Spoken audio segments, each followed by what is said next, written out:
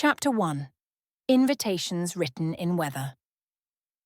A year had rounded its circle since the northern court had learned to tilt its head and make room for a dragon in the sun, and life had settled back into its gentler mathematics. The river took frost at its edges and let the middle run black and quick. The orchard stood leafless and exact as a drawing done with iron wire. In the big south room, Lady Lyanna sat at the writing table that had once been her mother's, and now held her household in a tidy constellation of lists, letters, and the small tools that make worry orderly. The courier waited by the door, snow on his shoulders and a puddle forming around his boots in the heat of the hearth. He had brought nothing that looked like urgency. No extra seal, no royal ribbon, only a single-folded sheet which, when she broke the wax, released the faintest breath of pine resin and mountain air as if it had travelled in a pocket that had never really warmed. "Mother," the first word said, plain as any boy's. The rest of it was ordinary to the point of prudence. A winter invitation. High Pass would be agreeable, he wrote, if she and Lord Redder were of a mind to exchange early gales for mountain weather that was cold but well-behaved under the correct supervision. The roads were mended. The inns had improved their soups, she was told. The Crown Princess had a new painting worth seeing. The Crown Prince had adjusted the wind so that flowers in the south garden would be safe from frost and still bloom. She would be able to enjoy the tea there. It was a blessing to find him so careful, all those small domestic courtesies set out with care, like plates on a sideboard. What unsettled her was not what he said, but how the words sat on the page. The hand was his. The strokes went sure and straight as they always had. Yet, under the careful words, the pen had been pressed a fraction too hard. In the tails of the letters, in the stilled tremor, in a line that should have arced and did not, she recognized a rhythm she had last seen in the explanatory notes that used to arrive just before the Master of Arms sent his own letter in a different tone. The boy had once written this way before confessing that he had leapt a fence on a horse that would not have forgiven anyone else, and he was not supposed to be on, before admitting that he had stepped between a petty lord and a scullery boy, taken the blow himself, and then made the offender pay, before reporting that the stable roof now had a hole and that he had, personally, with his own hands, put most of it back. Lady Lyanna held the page a long time without reading the words again.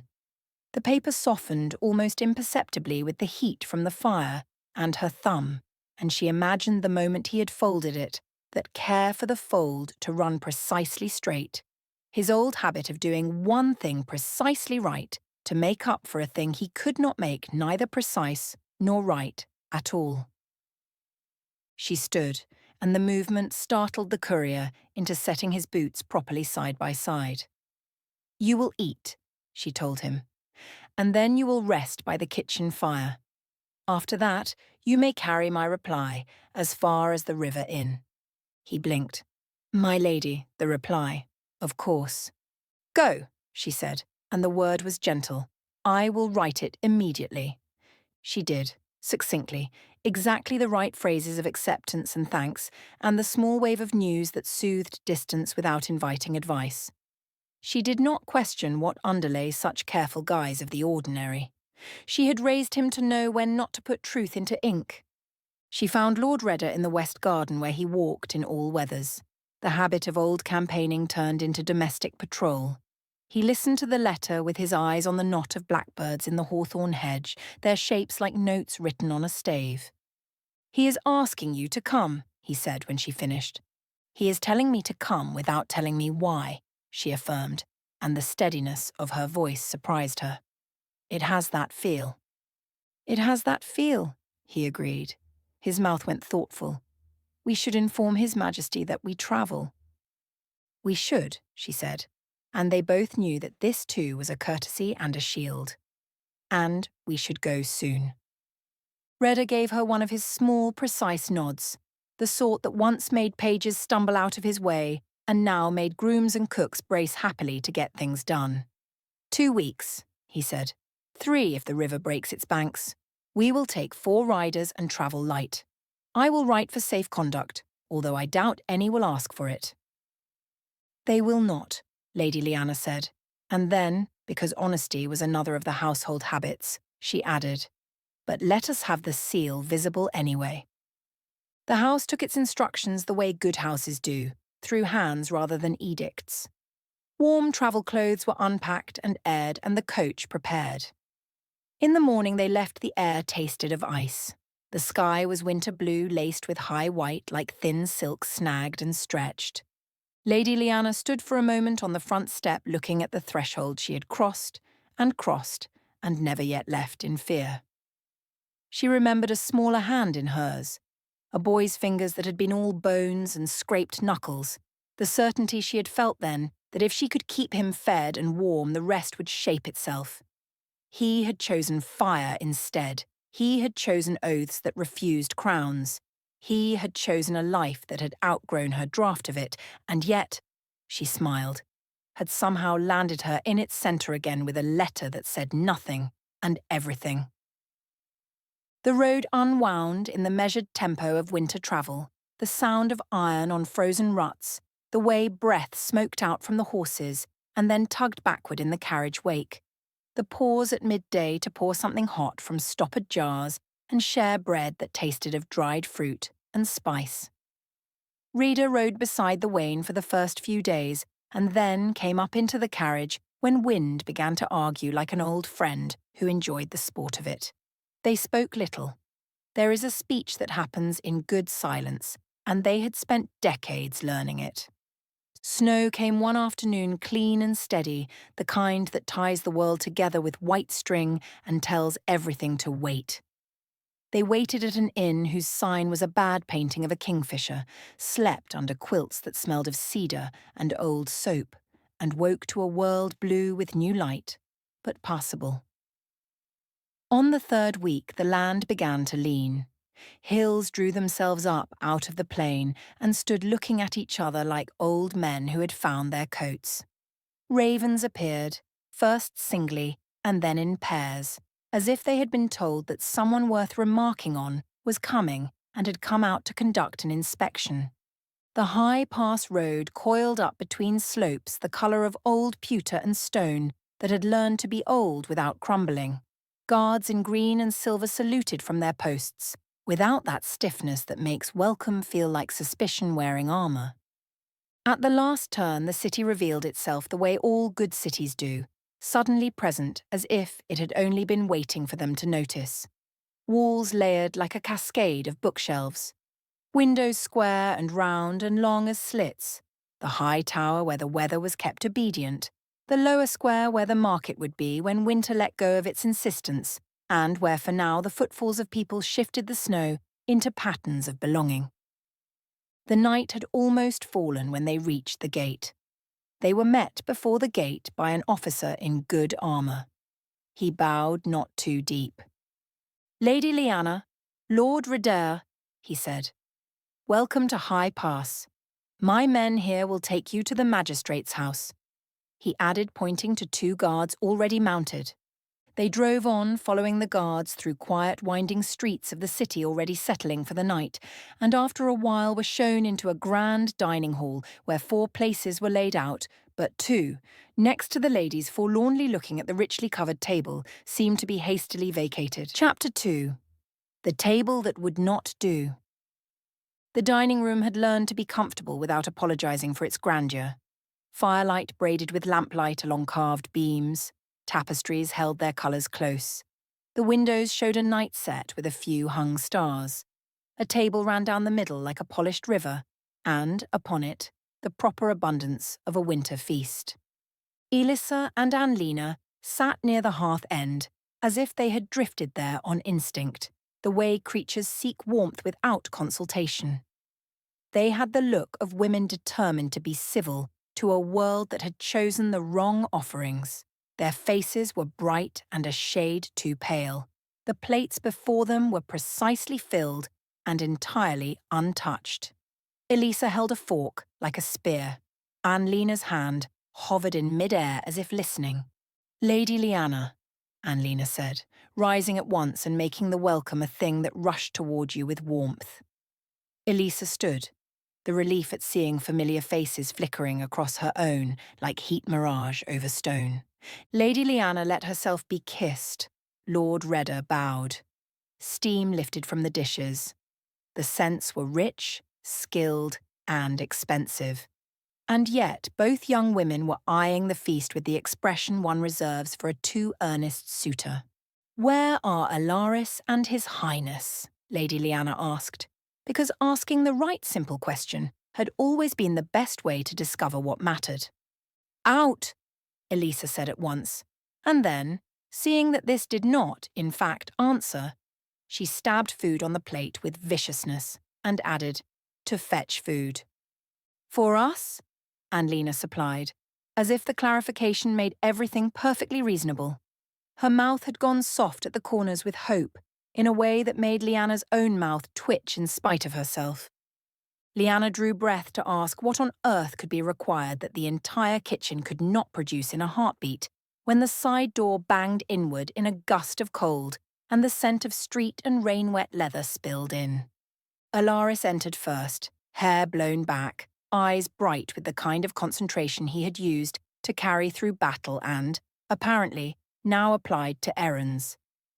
In his gloved hands he bore a broad-shouldered jar, stoppered with waxed cloth, the glass showing a mix of mysteries floating in pickle. Katerin came behind, the hem of his cloak darkened where sleet had kissed it, carrying a grease-sheened paper bundle with both hands as if it contained a relic. "Finally," Elisa said, not as a reproach so much as a prayer fulfilled late. The fork in her hand, Lyanna noted, had somehow oriented itself point first toward the jar. Annalena had already reached toward the paper with the absent authority of a queen reclaiming a crown. The men did not even make a show of resisting. Alaris set the jar down with reverence and worked the binding loose. A briny, feral perfume leapt into the warm room and wrestled with the cinnamon and clove of the respectable dishes. Katerin laid his parcel open, and the object of desire revealed itself without shame. Smoked pig trotters, lacquered and indecent, the skin gone to a translucent amber where the fat had rendered and then come back to itself in the smoke. "Give," Annalena said, and then caught herself and added, "Please," in a tone so harried and fond that Lady Lyanna had to look down to hide her laughter. Elisa, meanwhile, had fished success from the sea of vinegar and spice. Pickled chicken heart gleamed pallid and utterly unfit for poetry on the end of her fork. She put it in her mouth with the devout concentration of a pilgrim touching a relic and closed her eyes. When she opened them again, her expression was suspiciously close to bliss, and something like a growl of satisfaction had installed itself low in her throat. "You took an age," she told Alaris without rancour, already angling the fork back into the jar. "The pickler at the East Gate has opinions about being visited at an ungodly hour," Alaris said, contrite and, Lyanna could not help noticing, stupidly happy to have succeeded. "And has a cat, who guards the counter as if it were a boarder. We had to bribe the cat." "Do not look at me," Katerin said, distributing a trotter with tenderness onto Annalena's plate. "The smoked meat man made me stand in the lamplight for 5 minutes to confirm I was not an impatient impostor before he went to fetch his wares from the store. Apparently princes do not usually come in for trotters at this hour." "Princes should," Annalena said, around a cautious, perfect bite, and then, more faintly, "Saints be good to us," as pleasure and relief washed over her like a tide. The servants had frozen at the first mouthfuls and then, having learned in one glimpse more about the state of their household than a week of gossip could have told them, developed a collective and immediate blindness to everything except the pouring tea and setting 2 extra places. Lord Redder's brows had lifted a fraction and was looking for answers in the direction of his wife. Lady Lyanna had gone very still. The thing in her chest that had been a weight shifted and turned into light. She rushed to the table with a noise that made 2 footmen start and clapped her hands together so sharply that Elisa actually glanced up as if expecting to have her fork confiscated. "Alaris of the Lakes," Lyanna demanded, joyous and ferocious at once. "Tell me now, if I may be ridiculous." He blinked, looked at Elisa's fork, looked at Anlena's plate, looked at Katarin, and then his mouth did the rare thing of smiling without restraint. "You may," he said. "How far?" she asked, already coming around the table to stand closer to the women, as if proximity would hurry the numbers. 9 weeks, Anlena said promptly, because she had always believed in naming things. 8 if you count from the festival and not the calendar, which the midwife insists is cheating. 8, Elisa said, then grimaced as if she had confessed a crime. "It was the festival, you can take my word for it." Lady Lyanna made a sound that was not courtly at all and kissed first one and then the other, and then, shockingly, the top of Katarin's head because he had happened to be within reach and looked as if he could use it. Then she seized Alaris by the shoulders and shook him a little the way you shake a tree to see if fruit is truly ripe. "Mother," he managed, laughing, which was the right word and the right sound for this room at this moment.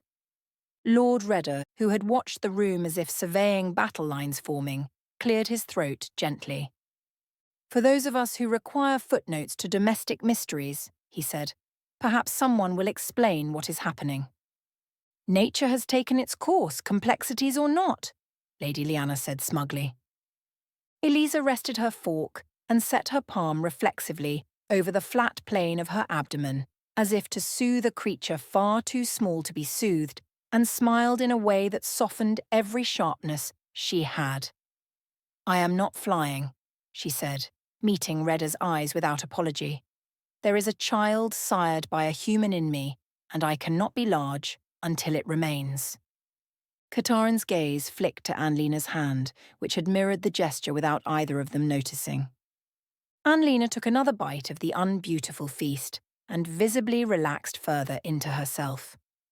"In the meantime," she said with perfect serenity, "someone tell the kitchen that saffron goes away and the vinegar comes home. Also that if anyone brings me boiled cabbage, I will abdicate and live in a barrel."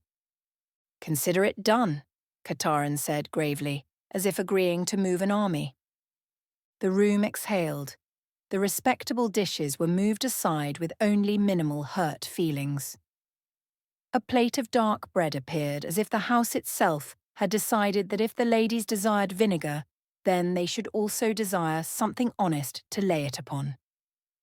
Conversation, which had been struck dumb by revelation, found its path again, but gentler, slower, like the talk one uses around sleeping infants in their first days, though no infant had yet so much as yawned. Chapter 3. 3 Rites, 1 Weather. They did not move to another room. The warmth and the ridiculous food anchored them where they were. Scent of smoke threaded up from the trotters.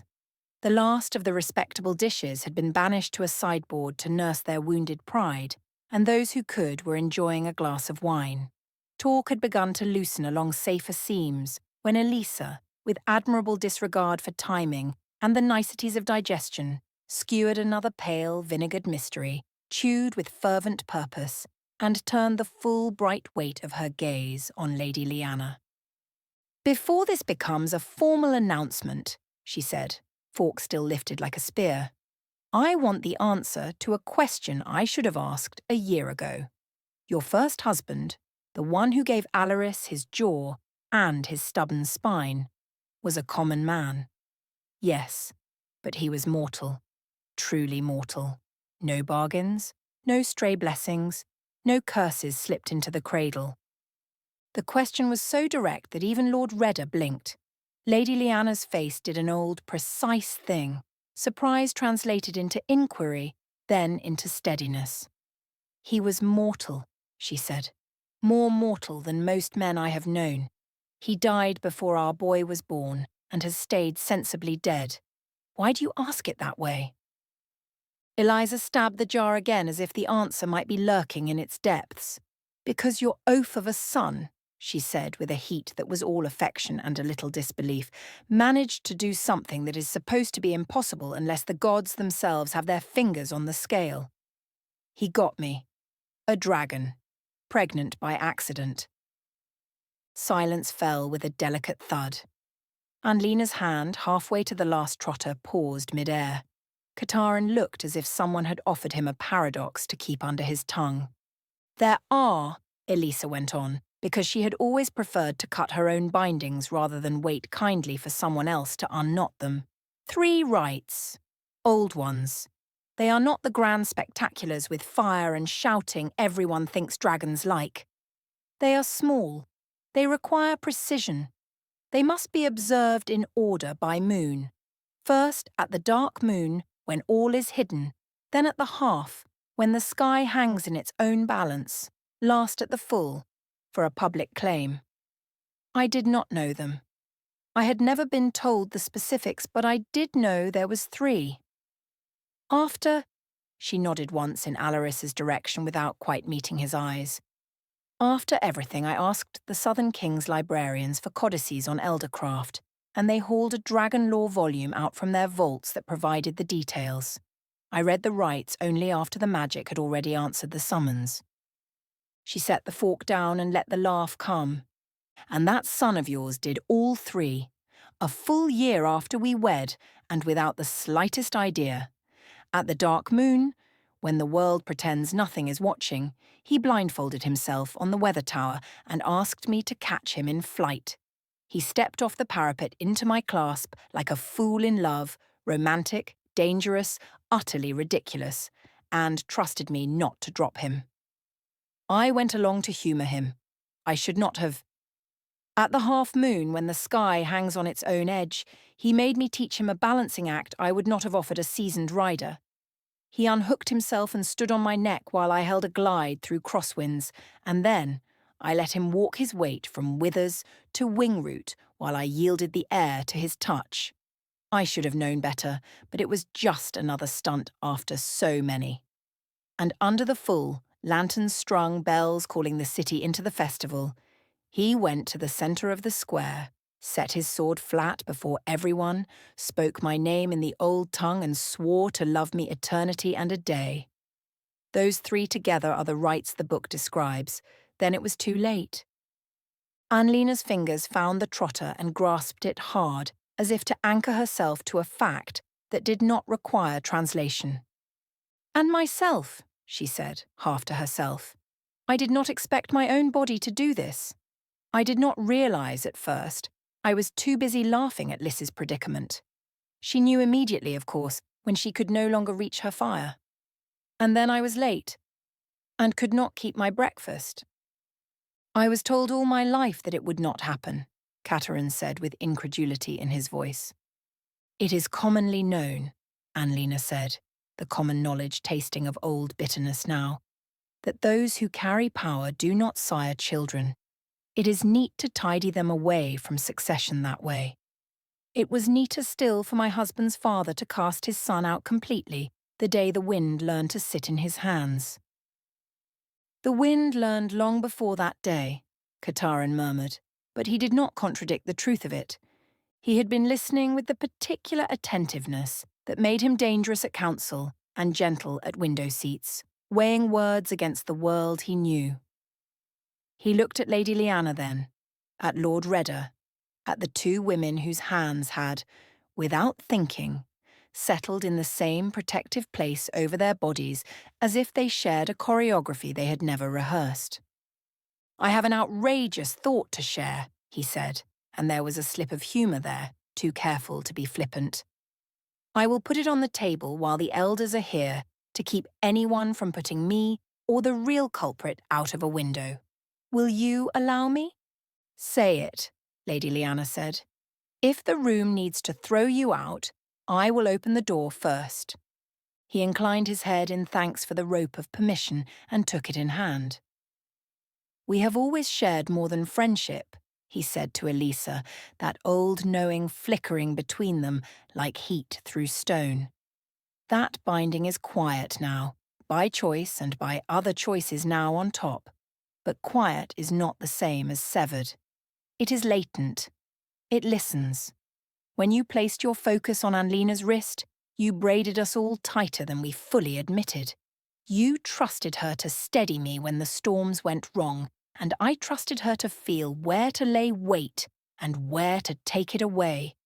The essence of that magic still belongs to you, even when you are not the one wielding it. Anlena's eyes had gone very dark, not with fear, but with recognition. Katarin's voice fell a degree. Dragon's heat is not tidy. It does not respect doors the way human propriety does. On the night of the festival, under the round moon when the city wore red ribbons and lanterns, when the bells chose their sweetest voices out of mischief, something moved through the connections between us that none of us expected. We felt it. He turned his palm up, an invitation to honesty. It walked the circuits of our bindings and came to claim what belonged to it. Elisa had stilled in that listening way she had when wind changed on the wing. I never noticed, she said unadorned. I was consumed by my own hunger for my mate. The heat is unforgiving. Anlena's smile came slant, rueful and luminous together. I thought the wine had been stronger and the music better than usual. But I felt that hunger we both did without suspecting that it was a dragon's heat. It was yours, Katarin said to Elisa, not as an accusation, but as a man putting a stone back where it had fallen and recognizing the wall that therefore mends. Called by the rites that oaf across from you performed like a child, skipping on river stones and hitting everyone. It swept through the bonds we all share, old and new. It brushed me. It brushed her, and it broke for a night the bindings that prevent my kind from that sort of blessing, because they need to be broken for a dragon, a creature more magic than flesh, to conceive. He looked now at Alaris with an expression that held both exasperation and something very like gratitude. In summary, Sir Alaris of the Lakes, it appears you may have engineered 2 pregnancies, one by direct action, one by resonance. Alaris had the decency to look startled, then stricken, then as if he might laugh or fall over depending on which breeze reached him first. I did not intend, he began and stopped, because everyone knew that was true. No one here suspects you intended, Anlena said, and there was a sweetness in it that came from very far back in the summers of their lives. Only that you are evidently very efficient at being yourself, and that the world has decided to reward or punish us all accordingly. Lady Lyanna was laughing, quietly, into her hands. When she lifted her head, there were tears caught in her lashes that had nothing to do with sorrow.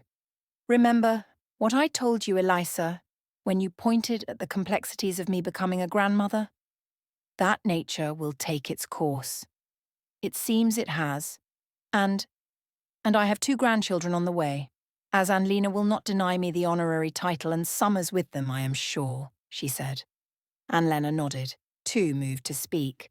Lord Redder envisioned 2 kids running around his estate, one causing storms randomly and the other attempting to be large even in places that cannot fit a dragon and crackled as dry old paper. We survived Alaris, but I never imagined that boy would end up being just training for 2 even wilder grandchildren. Eliza exhaled a breath she had not known she was holding and let the back of her head rest against the carved chair rail, as if handing the weight of it for a moment to carved oak. Good, she said with an honesty that was all dragon. Thank you. Her relief was palpable at the unspoken promise of support. You will not fly, Anlena said sternly, then softened into mischief. Not until spring. Perhaps not until summer. Perhaps never again if we continue to eat like bandits. Traitor, Elisa said with feeling, and took another ecstatic mouthful of vinegar. The clock in the corridor tolled the hour in a tone that made everyone's bones agree with bed. Servants returned as if conjured, with small cups of mint and something bitter that the healer had sent a boy running for. The plates were cleared with that light-handed reverence people learn when they have learned that the table is not only about food. Lady Lyanna kissed each forehead she could reach in the natural disorder of departure, and promised Redda that she would not, in fact, try to strip the market of pickles tomorrow before breakfast. Doors latched, fires were banked. Somewhere a guard trod a pattern into frost and looked up at stars that seemed nearer than usual. In their rooms, the four central to the pass's new arithmetic settled. High Pass listened to itself for a while. The wind went around the tower and, out of respect, did not test the shutters. The ravens, after a short conference on a cold lintel, tucked their heads under their wings and allowed the night its quiet. The dragon was not flying. The city would lift its eyes for different reasons for a season, and, if the gods' humour held, lift its laughter more often than its fears.